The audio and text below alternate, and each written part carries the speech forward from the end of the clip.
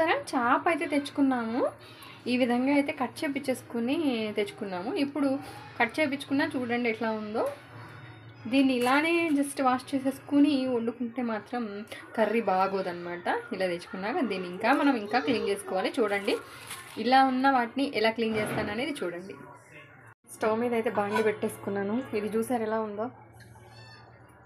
ఇలా చాలా చాలా బరువు ఉంటుంది వెయిట్. నేను పట్టుకుంటేనే మీకు అర్థమైపోతుంది ఎంత వెయిట్ ఉంటుంది అనేది. నా చెయ్యి షేక్ అవుతుంది.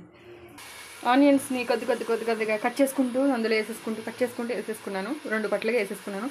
చాలామంది అంటారు కూరలో ఇన్ని ఉల్లిపాయలు అవసరమా అంటారు. పులుసు కూరలకి ఉల్లిపాయ ఉండాల్సిందే. ఉల్లిపాయ లేకపోతే ఇంక గుజ్జు ఎక్కడి నుంచి వస్తుంది చెప్పండి. ఉల్లిపాయ వేస్తే స్వీట్నెస్ వస్తుంది అంటున్నారు. అక్కడే మిస్టేక్ అవుతుంది. ఉల్లిపాయ వేస్తే స్వీట్నెస్ ఏం రాదు. ఉప్పు కారాలు పడాల్సినవన్నీ పడితే ఏం స్వీట్నెస్ ఉండదు. సో ఇప్పుడు ఇది మగ్గుతూ ఉంటుంది. మూత పెట్టేసుకుని అల్లం పేస్ట్ రెడీ చేసేసుకుంటా. ఏంటంటే కూర టేస్ట్ రావాలి అంటే అల్లం పేస్ట్ అప్పటికప్పుడు వేసుకోవాలి.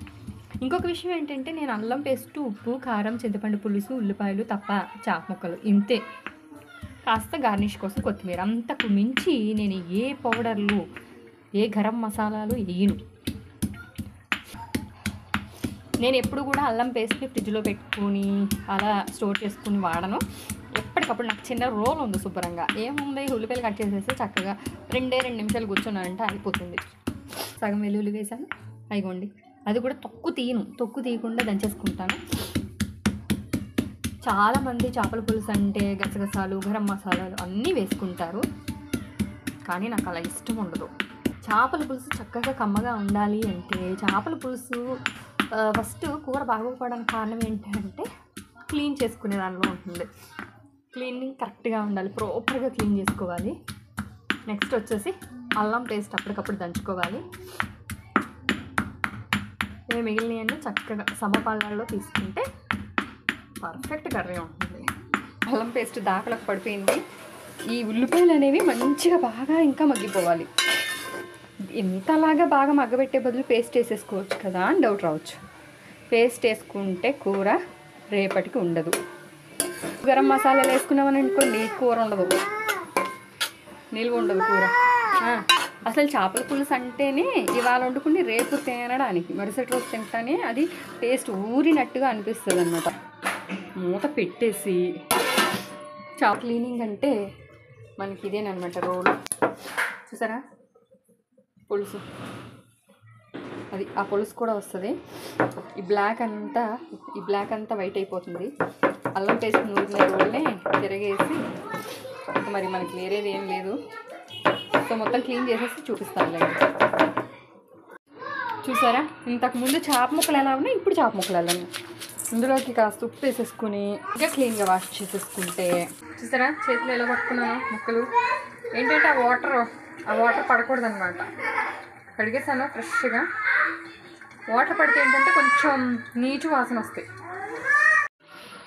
ముక్కల్ని కూడా ఎలా పడితే అలా వేసేయకూడదు. అది పరిచినట్టు ఇట్లా వేసుకుని మూత పెట్టేస్తాను. జస్ట్ 2 నిమిషాలు మూత పెట్టి 2 నిమిషాల తర్వాత తీసి ఉప్పు కారం వేసుకుని మళ్ళీ మూత పెట్టి పులుసు పోస్తాం.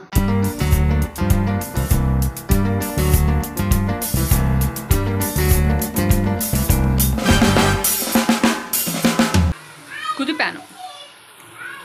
సో అంతా స్ప్రెడ్ అయింది. ఇప్పుడు చింతపండు పులుసు పోసేస్తాను. ఇంత చింతపండు తీసుకున్నా. ఇదన్నమాట తీసుకున్న పులుసు. సో దీన్ని క్లాత్ తోటి ఈ పక్క ఇటు 2 చేతులతో పట్టుకునేలాగా ఒకసారి ఇలా ఇప్పుడు ఎగరేయకూడదు, తిప్పాలన్నమాట. ఎందుకంటే నీళ్లు పోసాం కదా. ఇది చూసారా ఈ విధంగా పులుసు ఇలాగా చిక్కబడిపోయింది.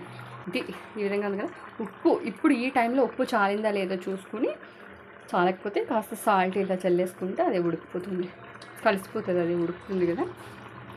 సో చూడండి ఎంత చిక్కటి పులుసు.